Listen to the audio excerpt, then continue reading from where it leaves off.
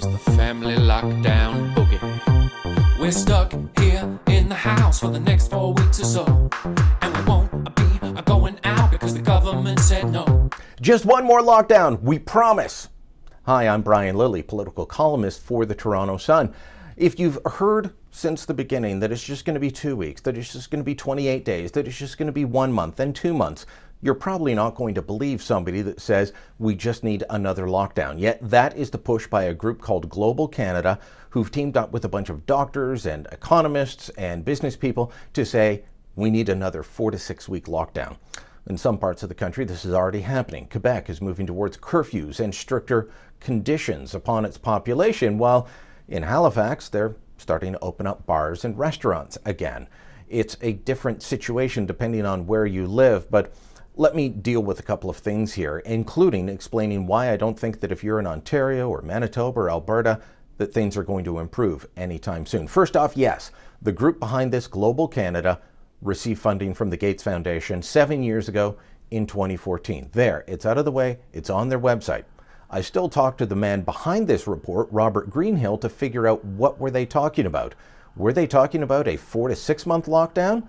No, they're not talking about that, but they are talking about measures extending 4 months at a time, and that's worrisome. But there's two good parts in the report that both deal with the border, and I think these should be implemented. We'll deal with the lockdown measures in a moment, but first off, we know the border has been a problem from the beginning of COVID-19. Back when the Trudeau government said we couldn't possibly stop flights, stop talking about dealing with flights, you racist.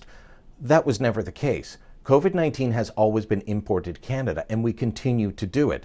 This report calls for two things: proper testing and quarantining for air travelers, and vaccinating those people who have to cross the border on a daily or regular basis, like truck drivers or other essential workers. Those are two good proposals that governments across the country should look at implementing. As for the idea of we just need another 4 to 6 week lockdown, I don't think anybody's buying that anymore, especially not after so many people listened to it, after so many people were told they couldn't visit family members, they couldn't go to a ski hill, they couldn't do what they normally do, and then politicians who imposed some of these rules flew off around the world. The public is going to be wearing thin on these promises from politicians. But does that mean things are going to change? Likely not. Why?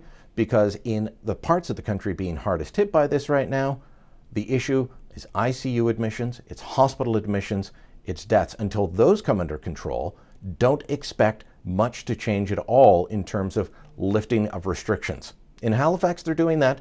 In Ontario, in Alberta, in Manitoba, I don't expect this to change anytime soon. We're going to have to get those under control. You may not like a lockdown, but the general public still supports the idea that this is the way to keep us safe.